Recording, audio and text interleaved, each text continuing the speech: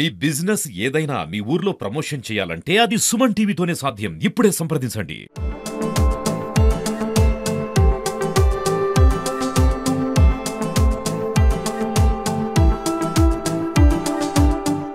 శ్రీ శ్రీ శ్రీ సద్గురు సంత్ సేవాలాల్ మహారాజ్ ఉత్సవాలు అద్భుతంగా జరిగాయి. ప్రభుత్వం అధికారికంగా ఈ ఉత్సవాలను నిర్వహిస్తుంది. నిజంగా ఈ ఉత్సవాల్లో చాలా మంది గిరిజన మహిళలు పాల్గొన్నారు. గిరిజనులు అందరూ కూడా ఈ దేవాలయానికి వచ్చి ఇక్కడ ఉన్నటువంటి కార్యక్రమాన్ని అద్భుతంగా చేశారు.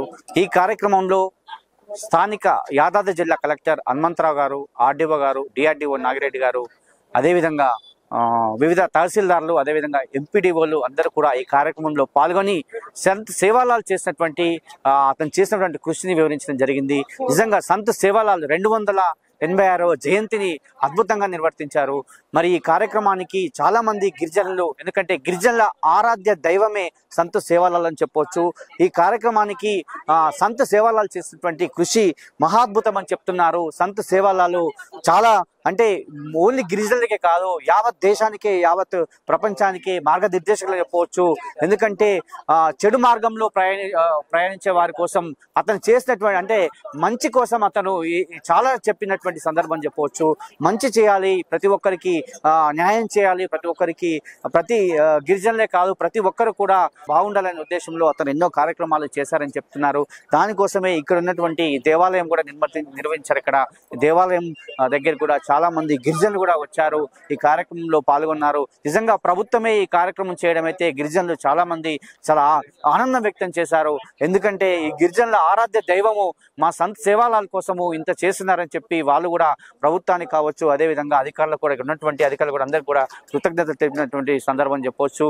మనం కూడా చూసాం, వాళ్ళ గిరిజనుల దుస్తులతో వాళ్ళు వచ్చి ఆటలు ఆడారు, పాటలు పాడారు. అదేవిధంగా వాళ్ళ యొక్క దుస్తులు ధరించి ఇక్కడ ఎన్నో ఈ కార్యక్రమాన్ని నిజంగా విజయవంతం చేశారని చెప్పవచ్చు. సంత్ సేవాలాల్ మహారాజు అనే వ్యక్తి చాలా ఎందుకంటే అతను నిజంగా ఎక్కడో పుట్టి ఎక్కడో పెరిగి నిజంగా ప్రతి యావత్ భారతదేశానికి కూడా అతను పేరు తెచ్చినటువంటి వ్యక్తి. ప్రతి ఒక్కరు ఆయన్ని గుర్తించుకోవాల్సినటువంటి వ్యక్తి అని చెప్తున్నారు. ఎందుకంటే అతనికి తిండి ఆకలి అయినప్పటికీ కూడా తల్లి తెచ్చినటువంటి అన్నాన్ని కూడా అతను, నాకు ఆకలిగా ఉన్నప్పటికీ కూడా ఇంకా మిగతా వాళ్ళు ఎవరెవరు ఆకలిగా ఉన్నారని చెప్పి వాళ్ళకు పంచినటువంటి వ్యక్తి అని చెప్తున్నారు.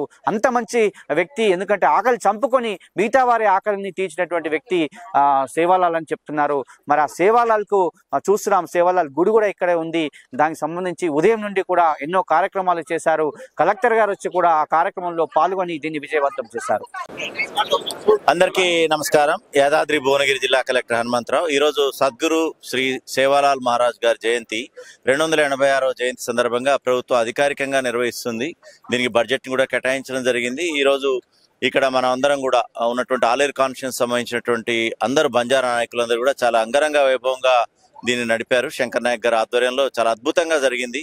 అందరూ కూడా వారి యొక్క ఆదర్శంలో మొత్తం సేవాలాల్ మహారాజ్ గారి యొక్క బాటలో నడవాలని, అందరం కూడా సన్మార్గంలో నడిచి వారి యొక్క ఆశయాలు ఏవైతేనో ఆచరణలోకి తీసుకురావాలని మనసారా అందరినీ కూడా కోరుకోవడం జరుగుతుంది. ఈ కార్యక్రమంలో పాల్గొని ఎలా అనిపిస్తుంది? చాలా అద్భుతంగా అనిపించింది. అందరు కూడా చాలా ప్రేమపూర్వకంగా బంజారా బిడ్డలు సాధారణంగా ఆహ్వానించిన దాదాపు 2 గంటల పాటు వీరితో గడవటం ఒక మధురానుభూతిని నిలిపింది.